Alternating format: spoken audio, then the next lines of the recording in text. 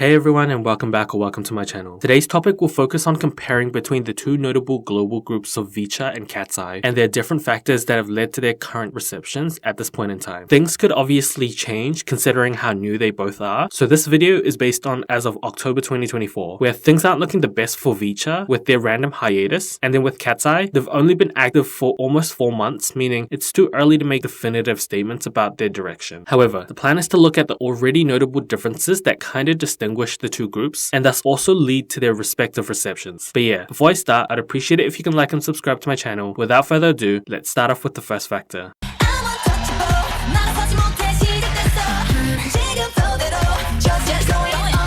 When it comes to training and talent development, the formation of VCHA and KATSEYE through these aspects have seen notable differences to directly influence the perception and the interest had on these groups. VCHA's training period seems to be notably shorter than what is typically expected. From the start of A2K to when they debuted was basically the extent of their training, which provided them with not much time to look or feel notably professional. This did help bring a bit of authenticity in the members as viewers got to see their journey from beginning to debut, which may have developed a greater connection for viewers who chose to follow VCHA's journey after A2K. As well as that, they've also had time throughout their first full year, starting from their pre-release era, to improve significantly to a point where they do not look completely out of place. Despite the linear increase in development, this contrastly differs from KATSEYE's training, which was more polished and included a more professional training environment similar to the K-pop training system. Despite also appearing on a survival show to form the debut lineup, KATSEYE had an additional 2 years of training under HYBE before appearing on their survival show of Dream Academy. From the environment provided to the intensive training seen throughout their documentary, the skills and competencies felt more refined and precise to the point where they weren't completely giving rookie vibes, which further solidified the legitness of the group. I mean, even through KATSEYE's documentary, the moment they included casting calls to bring in potential members for the group, this was another clear indicator of the different company intentions and effort being placed to properly create a potential global girl group. I feel like we could feel the time, money, and effort being placed through HYBE to actually develop the abilities of the trainees, whereas JYP's formation of VCHA felt more like they did what they could with what they were given, as they almost rushed to form a group without a proper environment to further develop both the trainees and the members of VCHA. I saw someone describe the two groups as they could see themselves want to dance alongside VCHA while wanting to be KATSEYE, which I feel like sums up the perception of the two groups through the training provided, but also what has been done to them with the next factor.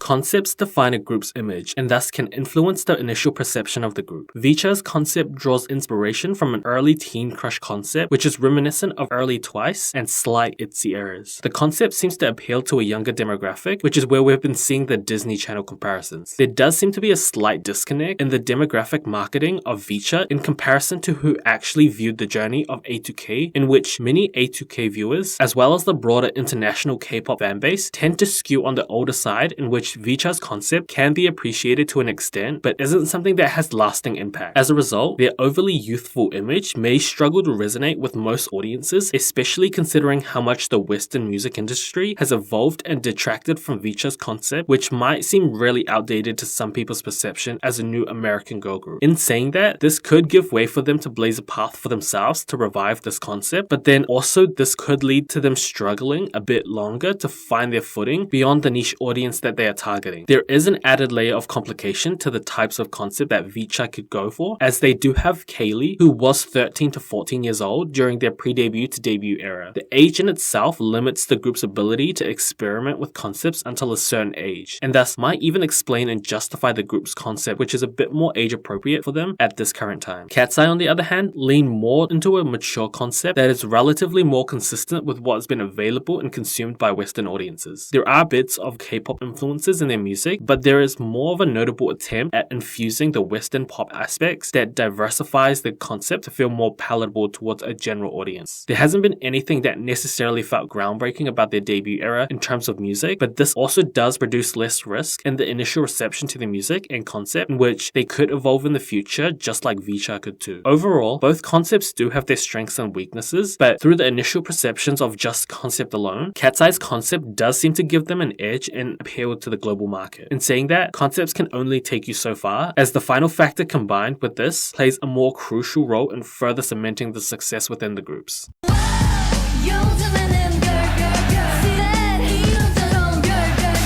And finally, promotions and marketing play a crucial role in shaping how groups are perceived by audiences. VCHA and KATSEYE follow a similar route in that they are global groups created by Korean companies using the K-pop training system. However, there are also notable differences in their approaches to marketing which influence their current perception from a viewer's perspective. VCHA's approach kind of deviates from the initial purpose of creating an American girl group, as it seems as though they've put more focus on both the Korean market and the pre-existing A2K audience. Technically, both groups have made their rounds in Korea, which is smart considering the leverage they have through their association to K-pop, which has brought both groups their initial foundational success. As well as that, the clout of being under influential companies gives both groups a level of legitimacy that a debut from any Western companies might not necessarily have. However, these factors wouldn't really mean too much if marketing is not done right, which should be a major factor of consideration due to the relative uniqueness of the global Group X K-pop venture. Where VCHA kind of deviates is that they are predominantly being developed and managed by a Korean team, which contrasts the notable Western influences shown in KATSEYE's documentary. The issue with this is the Korean team's potential inability to understand their targeted global demographic and just the general global audience. JYP has had a history of dominating the Korean market with the formation of girl groups using said Korean teams. But this doesn't necessarily correlate to the company then being able to translate this to a global audience. Both TWICE and ITZY had already established themselves before their Western promotions, and thus building a non-K-pop group like VCHA from ground up is an added layer of consideration when trying to push and promote VCHA globally. KATSEYE, by contrast, has adopted a much more global approach through the emphasis in their diverse lineup, which, funnily enough, VCHA also has an ethnically diverse lineup too. I wouldn't say this is a disadvantage to not promote this. However, the diverse ethnicities of the KATSEYE members are also coincidentally the notable areas that have seen a rise in K-pop consumption, giving added interest to the group. In a world where representation has become an increasingly important consideration, which was kinda seen throughout the fan votings during Dream Academy, KATSEYE has the potential to position themselves to reap the global benefits of a diverse fanbase from the representation that they provide. HYBE also seems to be pushing KATSEYE more with additional overseas promotions like the Philippines trip to just more digital content beyond their YouTube channel. This is in comparison to VCHA, in which the most notable overseas promotion from them so far has been opening for TWICE during their American tour. Obviously a great promotional strategy to intertwine the fan bases and bring more attention to VCHA, but once again, this does place all of VCHA's eggs in one basket through the over-reliance on the K-pop audience despite being marketed as an American girl group. Considering the close associations to K-pop, both groups will face the challenge of broadening their audiences, considering there is a heavy reliance on the pre-existing association of being K-pop, but also not really. Relying on Korea and the K-pop fans will become a slight issue in the long run due to the oversaturation of the industry, meaning they will really need to distinguish themselves if they want to continue to build and solidify their core fan base. Final thoughts. JYP and HYBE will need to embrace the risk of losses and uncertainty in the success of VCHA and KATSEYE, considering the new territories of a global girl group using the K-pop training system. Time will ultimately tell what global girl groups could become if produced well, and thus JYP's silence towards VCHA will continue to hinder and reduce the confidence from the listeners in the longevity of the group. It also won't be enough to have one trendy song cement KATSEYE as a long-term girl group, and so we'll just have to give both groups a few more years to develop and do their thing before we could really conclude anything. It all comes down to company support in furthering both groups, as short-term, they are currently banking on the K-pop affiliations as their foundational success to continue within the industry. There's also so much unanswered questions that we don't really know in regards to how the groups would function and promote, as they fall in between a space of K-pop and Western pop. I mean, they could be given Western equivalent hiatuses to produce albums each era. Individual members could be given solo promotions to promote the groups like idols in the K-pop industry, and then who knows whether they'll be pushed to appear on music shows in Korea, or would they just be performing at talk shows and just getting more radio play like the Western pop industry. Considering both groups officially debuted this year, we'll ultimately have to see how this all goes with time. But yeah, that's it for the video. Thanks for watching, and let me know your thoughts on VCHA, KATSEYE, your thoughts on the major similarities and differences between them, their potential current trajectories as of October 2024, and any general thoughts that you might have on them. Not really sure what my next video will be about because most of the ideas that I talked about previously have kind of been scrapped for different reasons. The only idea I have in mind is kind of looking into the appeal of XG and how they've kind of carved a lane for themselves within the K-pop industry despite the discourse of not really being K-pop. Other than that, I might just continue to look around while also looking into the XG bit, and so if you're interested in this potential topic, then please like and subscribe to keep up to date, and I'll see you in the next video. Bye!